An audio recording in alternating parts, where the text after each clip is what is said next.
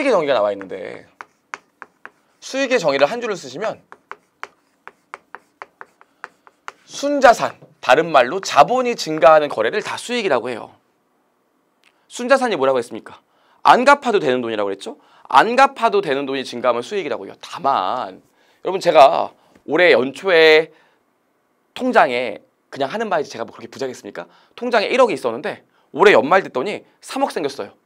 그럼 내 통장에 있는 돈은 안 갚아도 되는 돈이라면 1억에서 3억까지 증가했으니까 2억 증가했잖아요. 그럼 나 수익 2억인가요? 알고 봤더니 어머니가 1억은 상속해 주셨대요. 엄마가 나의 주주라고 저번에 얘기했었잖아요. 그럼 제가 진짜 번 돈은 얼마예요? 진짜 번 돈은 순자산이 2억 늘었지만 그중에 1억은 엄마가 준 돈이니까 엄마가 준 돈은 빼고 진짜 제가 강의하고 사무실 운영하면서 번 돈은 1억일 거 아닙니까? 따라오시겠죠? 그래서 수익은요 기본적으로 순자산이 증가하는 거래는 수익이 맞은데 다만 주주와의 거래는 제외예요.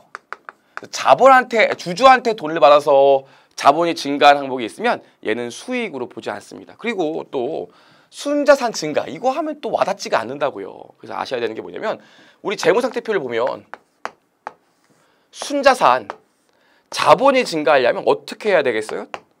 자산이 증가하든지 아니면 자산이 고정일 때 부채가 감소해야 순자산이 증가할 수 있겠죠?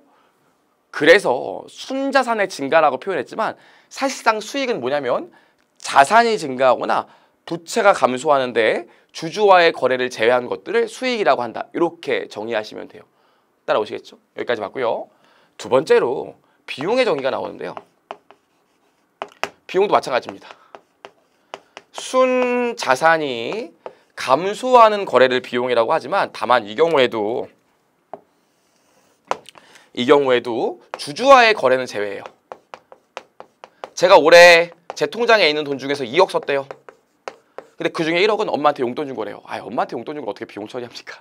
엄마 나의 주주인데. 그래서 회사가 주주들에게 배당을 주거나 주주들에게 자금을 유출하면서 자본이 준 것들은 비용으로 보지 않아요. 그냥 주주와의 거래로 보지. 그래서 여기까지 비용의 정의를 봤고요. 지금 재무상태표를 그려보시면 당연히 순자산, 자본이 감소한다는 건 그만큼 자산이 감소하거나 자산이 고정이라면 부채가 증가할 때를 얘기하기 때문에 다른 말로 부채가 증가하거나 자산이 감소할 때 비용이 발생한다고 얘기합니다. 주주와의 거래는 제외하고요. 좋아요. 여기까지 정의 봤고요. 정의에서 우리가 조금 더 알아야 되는 개념이 있는데 우리가 일반적으로 얘기하는 수익은 교재에 나온 것처럼 광의의 수익이거든요. 광의의 수익이라 범위가 넓어요. 이게 인컴 얘기하는 거거든요. 영어로는 인컴. 그럼 인컴 안에는 수익이 있고요. 차익이 있어요. 이게 영어로 레베뉴고요. 이게 게인스거든요. 인컴, 레베뉴, 게인스인데 차이가 뭐냐면 얘는 정상적인 영업활동에서 반복적으로 일어나는 거래는 수익으로 보고요.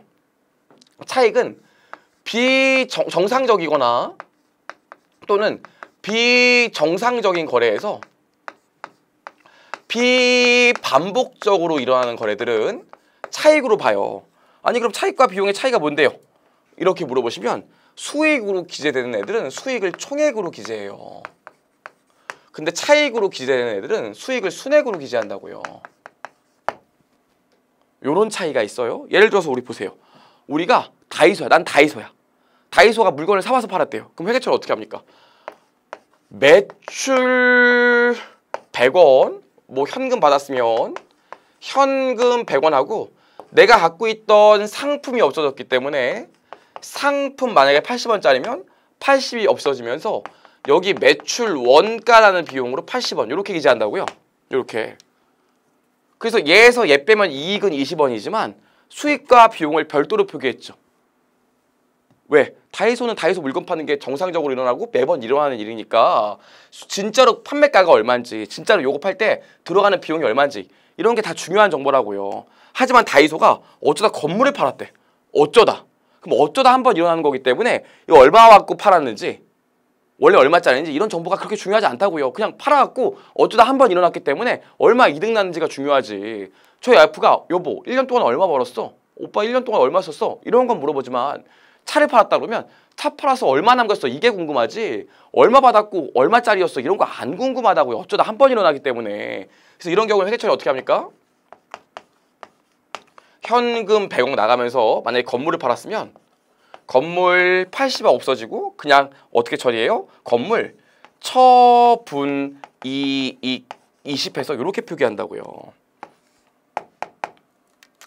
이게 차익이죠. 요건 수익이고요.